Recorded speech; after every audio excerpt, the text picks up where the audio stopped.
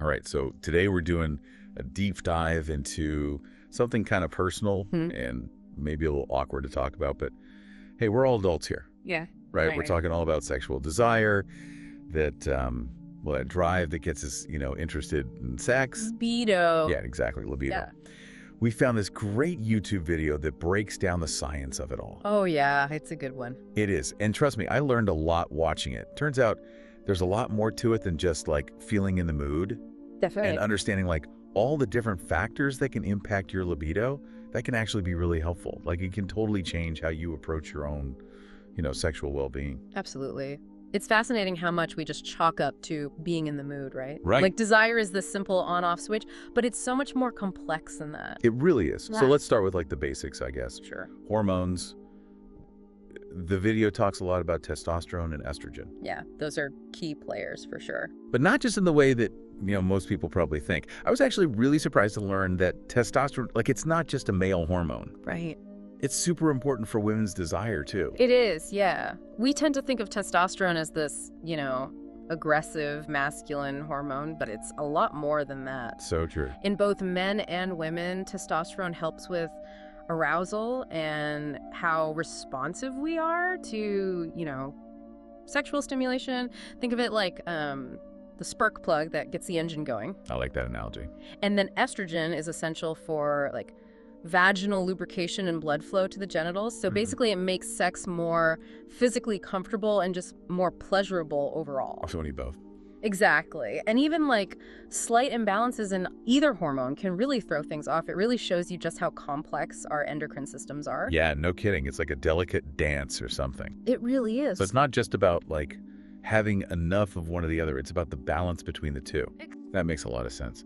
Okay, so speaking of hormonal shifts, the video goes into detail about the impact of childbirth, Oh, yeah, that's a big one. which is a time of like massive hormonal upheaval for women. Huge. You're basically on a hormonal roller coaster during pregnancy and postpartum. Wow. Estrogen and progesterone levels are fluctuating like crazy.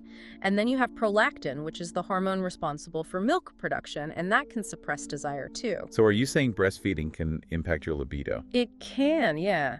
It's not just the hormones, though. You're also dealing with, physical recovery from childbirth, new routines, sleep deprivation. You might be dealing with body image concerns. And then, of course, you have this tiny human who needs you constantly. Right. So basically it's like a perfect storm of factors that can make you less interested in sex. Pretty much. But the video really makes a point of saying that this dip in desire, it's not a personal failing. Right. It's a totally normal response to everything that's going on. Yeah, that's really important to remember. It is. And it's not just childbirth that can impact libido.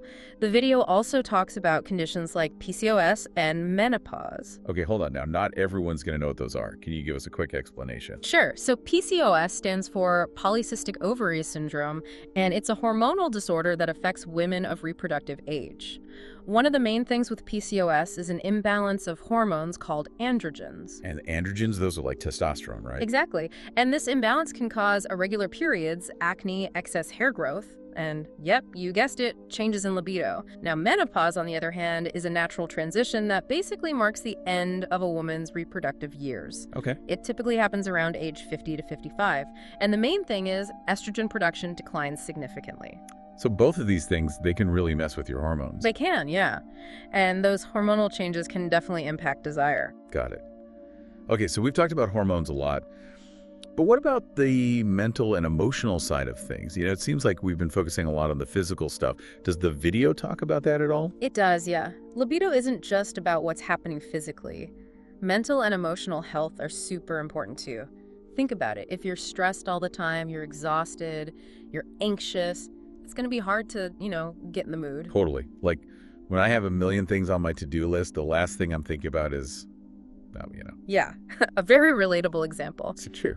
Stress actually triggers the release of cortisol, which is like the libido killer. Oh, wow. Cortisol can actually interfere with the production of sex hormones. So basically, more stress, less desire. And it's not just stress, anxiety, depression, body image issues, even problems in your relationship can all have a negative impact. So it's like to have a good sex life, you need to like ditch all your stress, start eating kale, and become a yoga master. Right. Easy peasy. piece of cake.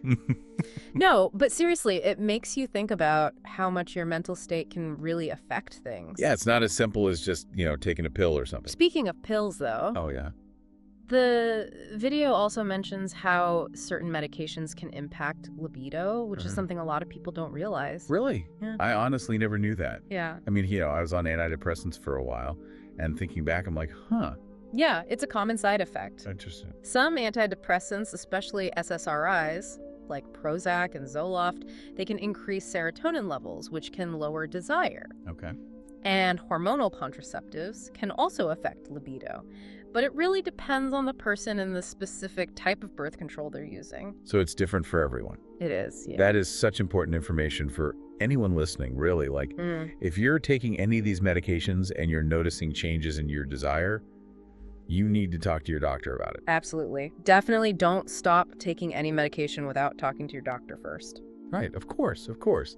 It's all about open communication with your healthcare provider. Exactly. So we've talked about hormones, mental health, medications.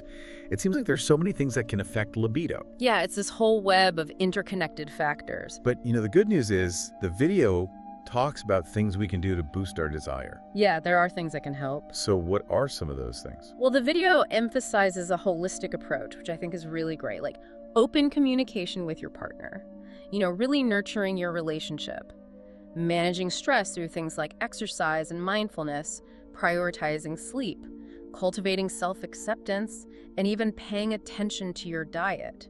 All of these things can contribute to a healthy and fulfilling sex life. So basically, taking care of your overall well-being is the best way to take care of your sexual well-being, too. Exactly. And remember, it's different for everyone. Yeah. It's about finding what works for you and being proactive about your sexual health. Love that. It's so empowering to realize that we have more control over our libido than we might think. We do. This has been so insightful, honestly. So much to think about. But on that note, we'll leave you with this. If libido is so complex and influenced by so many things, what new discoveries and understandings might be on the horizon? Until next time, keep diving deep.